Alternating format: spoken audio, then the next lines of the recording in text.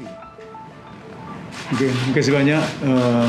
Pertama saya ucapkan jutaan terima kasih kepada Saudara Halim, Pengerusi Dewan Perniagaan Melayu Malaysia dan rakan-rakan beliau yang memberi ruang kepada saya pada hari ini untuk sedikit sebanyak menjelaskan, menerangkan tentang perjalanan badan ini untuk meletakkan usahawan golongan Melayu Bumi Putra di negara ini di landasan sebaik mungkin. Dan setelah mendengar beberapa isu masalah yang timbul dan cadangan pandangan untuk meletakkan supaya ianya di masa akan datang akan dapat kita meneruskan perjuangannya, dan berhubung kait dengan apa yang telah dinyatakan oleh Di-Pertua tadi, iaitu Comprehensive Progressive Trans-Pacific Agreement, yang ada satu perkara yang perlu dihalusi,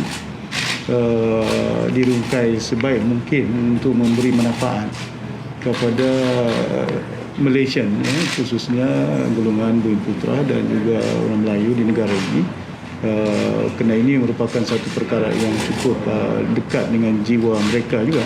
Dan saya difahamkan perkara ini ada hubung kaitnya dengan SME, Small and Medium Scale Industry. Menyedari hakikat bahawa ini merupakan satu backbone penyumbang ekonomi, bukan hanya dari segi revenue, bahkan juga daripada sudut peluang pekerjaan di negara ini cukup besar. Small and medium scale industry. Selama ini kita dalam pemerintahan ingin melahirkan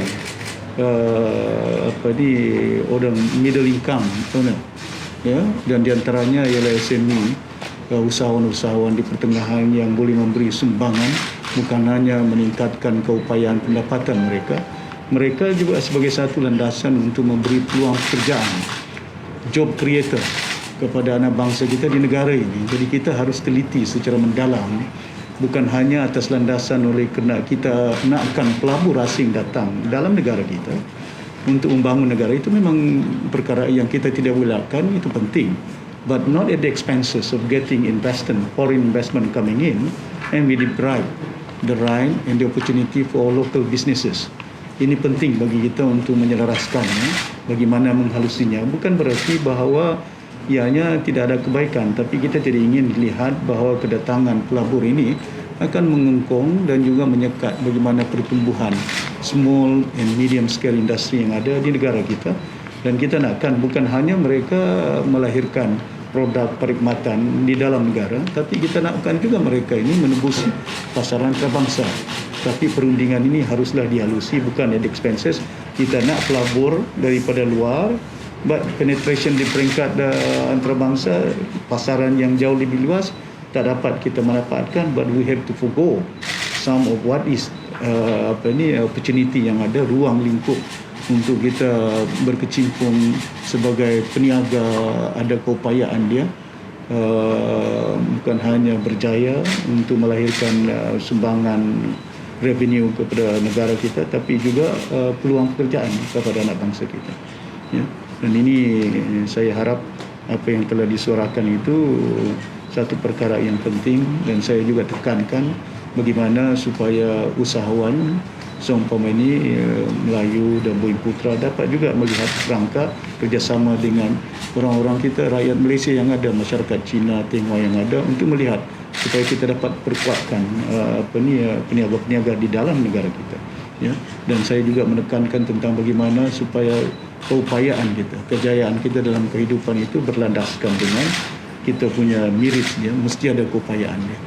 Dan ini penting bagi kita selaku usahawan. The world is very competitive. For us to penetrate, untuk menembusi pasaran, kita mesti ada daya saing yang begitu baik, bukan hanya dari segi produk perkhidmatan yang kita nakkan, price is competitive, but at the same time produk itu mampu untuk meraih permintaan masyarakat berbangsa. Tapi yang penting kepada kita dalam negara kita, jangan nanti terhakis jumlah peniaga-peniaga yang ada, khususnya SME. Ini kebimbangan kita. Jadi saya berharap perkara ini akan dapat diketengahkan di landasan-landasan yang sepatutnya.